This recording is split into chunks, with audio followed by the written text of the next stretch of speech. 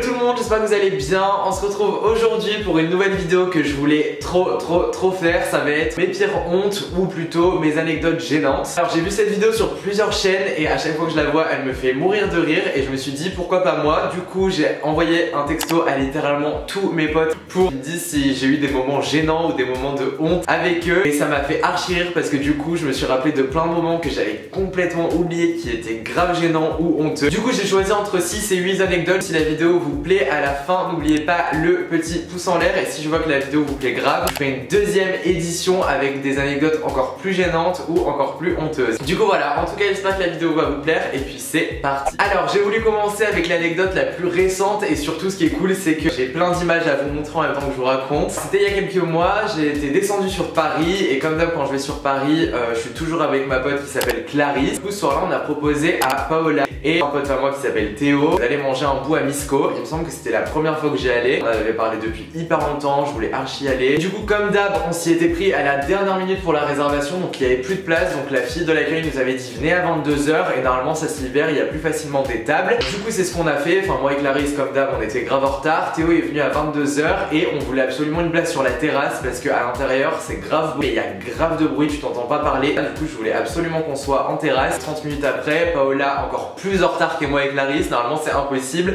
Mais Paola si, elle arrive avec 1 heure voire 1 heure et demie de retard. Enfin bref, du Paola tout craché. Au final, on réussit à avoir notre table en terrasse, la best table. On a eu la table en hauteur, il y en a que 3 et on en a eu une des 3, donc grave de chance, animée avec un dragon qui passe sur la table. Je me suis dit trop bien, je vais faire mes meilleurs Insta Stories. Sauf que petit problème intervient, je n'ai plus de batterie et genre j'étais à 2%, donc c'était vraiment une galère, mon tel allait s'éteindre, donc je voulais absolument le brancher. Et là je tourne la tête, je vois une prise, donc je me dis là c'est mon soir, je suis trop bien, j'ai la meilleure table du resto. Je baisse la tête, je vois une prise, donc trop bien. Et je sais pas comment je fais, je me rappelle plus trop. Je voyais qu'il y a une prise déjà branchée dans la prise. Je me suis dit c'est pas grave, ça doit être une prise d'un truc, enfin on s'en fout. Du coup je me suis dit je vais essayer de la débrancher et au pire si je vois que ça pose un problème, je la rebranche vite en discreto. Je dis à ma pote Clarisse qu'elle me couvre, genre regarde s'il y a pas un serveur qui passe et tout. Et en vite fait je débranche et au pire si ça pose un problème je rebranche, tu vois. Je me suis dit c'est pas grave.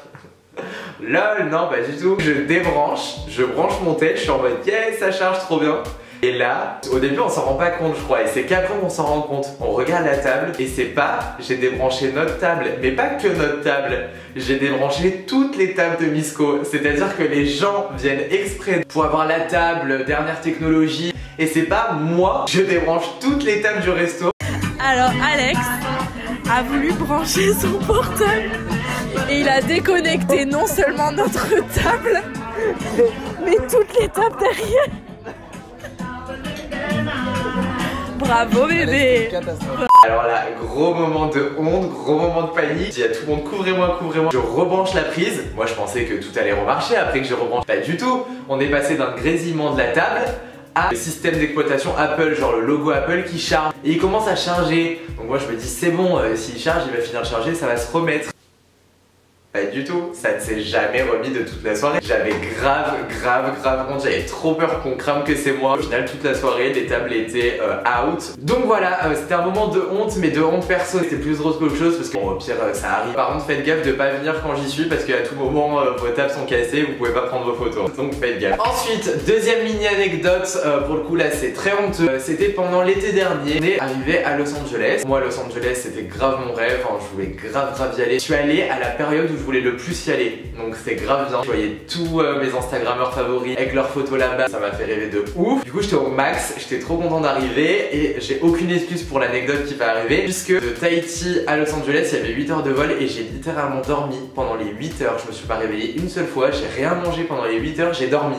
J'arrive en forme, meilleure vie, en bombe, j'avais mon petit outfit et tout. On a récupéré les valises, personne nous a pris notre valise, pas de valise abîmée, donc franchement best life. On arrive, je me dis ah bah c'est notre meilleur séjour. On sort de l'aéroport, on a loué une voiture, du coup on cherche pour aller chercher la voiture qu'on a louée. J'étais avec Léna, on marche un peu plus vite que mes parents pour essayer d'y trouver vite parce que j'avais qu'une hâte, c'était d'arriver dans cette ville. Du coup on commence à marcher un peu vite, un peu trop vite et genre oh my god, j'ai tellement honte. Ça paraît ridicule mais je vous jure je me prenais tellement pour Beyoncé quand je marchais. Genre j'étais en mode je suis à LA, j'étais au max, moi je me mettais au max. Je marchais tout petit pas rapide et c'est pas ma valise, elle se prend dans mes pieds et genre je tombe au ralenti. C'est pas je tombe direct, je tombe au ralenti, en plein milieu du trottoir, devant une américaine. Oh, trop la honte. Lena qui explose en fou rire. Du coup, elle rigolait hyper fort. Du coup, tout le monde me regardait autour. Et moi, juste avant qu'il me la pétait de ouf avec mes lunettes de soleil en train de marcher et tout. Ridicule, crédibilité zéro. C'était histoire de dire Alex, redescends, tu te prends pour qui?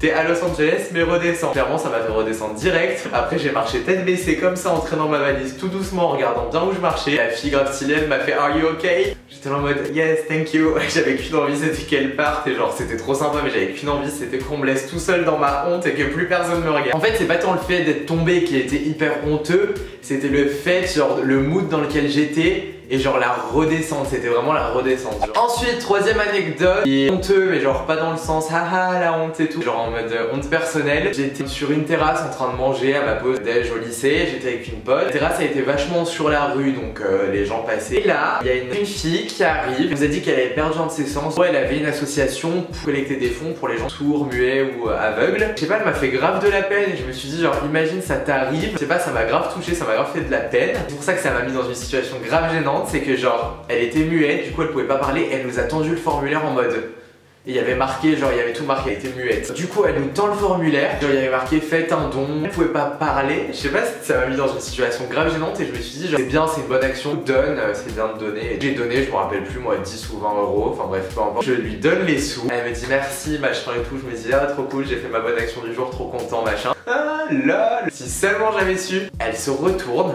elle va pour partir, je la regarde. Et je vous jure qu'il me semble qu'elle a parlé à sa pote alors qu'elle était censée être muette. Genre attends au moins qu'on ne doit plus avant de parler, je sais pas le minimum.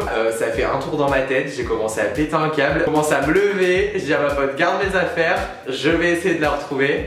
J'ai couru et tout, j'ai essayé de la rattraper, perdu de vue et tout, j'étais dégoûté, je crois qu'après on a appelé la police, je me suis senti grave con, je me suis dit comment t'as pu ne pas capter, genre c'était cramé à 20 000 km, jeu d'acteur pourri. Et du coup bah je me suis fait arnaquer, bon ça va, c'était pas une somme colossale mais c'est juste le fait de faire passer pour handicapé. Le principe ça se fait pas donc j'ai grave le seum de me faire avoir bêtement comme ça. Ensuite, nouvelle anecdote super gênante, pour le coup c'était la honte et hyper gênant en même temps. J'étais à mon université, c'était mon premier cours de marketing. En gros je suis dans une université bilingue, tous les cours sont en anglais. Et là en l'occurrence mon prof de marketing était british et moi j'ai grave du mal avec l'accent anglais. Je comprends rien à ce qu'il dit, je suis là je le regarde et je suis en mode je comprends rien du tout. Genre pour moi il parle chinois sans rire, j'arrive pas, il articule pas, il parle vite, j'arrive vraiment pas à le comprendre. J'essayais tant bien que mal de lire sur ses lèvres, d'essayer de comprendre mais j'étais là en mode genre je me sentais hyper con et j'étais là genre qu'est-ce que je fous là. Là 1h30 de cours qui passe hyper lentement et c'est pas, il interroge une personne dans toute la classe.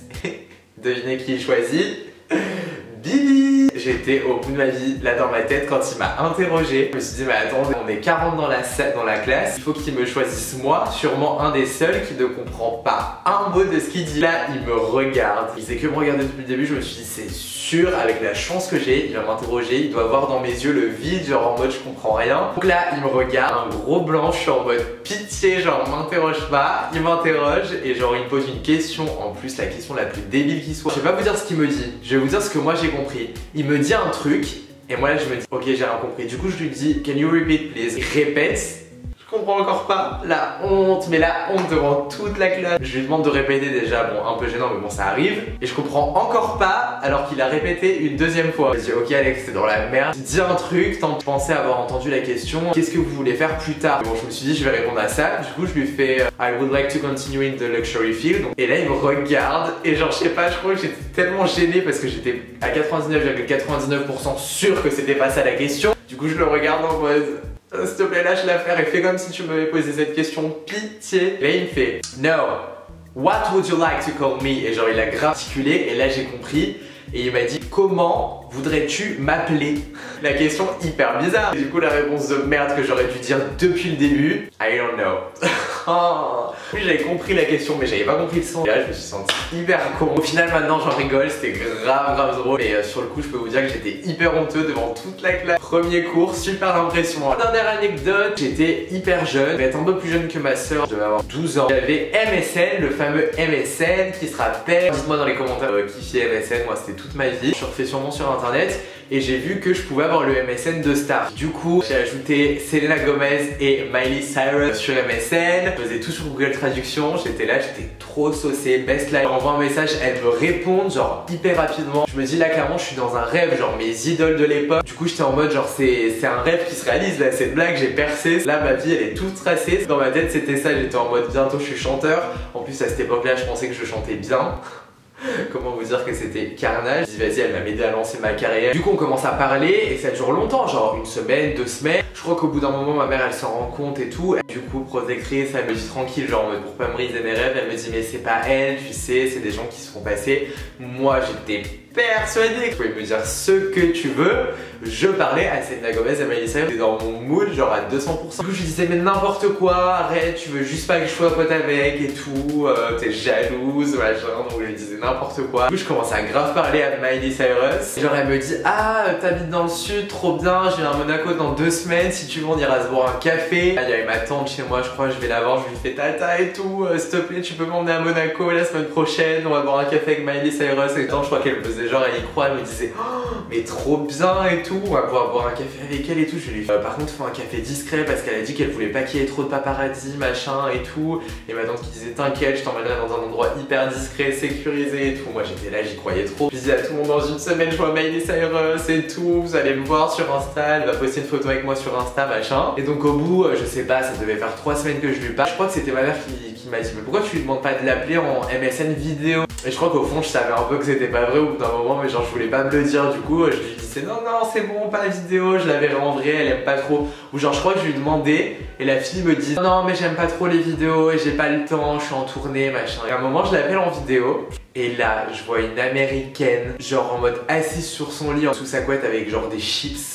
En mode comme ça, en mode triple menton comme ça, qui tenait le téléphone, qui me répond et qui me fait aïe, raccroché. Ça m'a détruit tous mes rêves je crois. Je crois que je me suis effondré. Pas tant honteux parce que j'étais petit, genre normal, mais je voulais trop vous la raconter parce que grave drôle. Donc voilà tout le monde, la vidéo est maintenant terminée. J'espère qu'elle vous aura plu. Honnêtement ça m'a fait grave plaisir de vous raconter, de me rappeler de mes anecdotes grave drôles. Et encore une liste pleine, si vous voulez une seconde édition, faites-le moi savoir avec plaisir. N'hésitez pas à me suivre sur les réseaux sociaux si vous voulez me suivre dans ma vie de tous les jours, voir un peu mon quotidien. En tout cas quant à moi, je vous embrasse fort et je vous dis à la prochaine pour une nouvelle vidéo. Bisous bisous.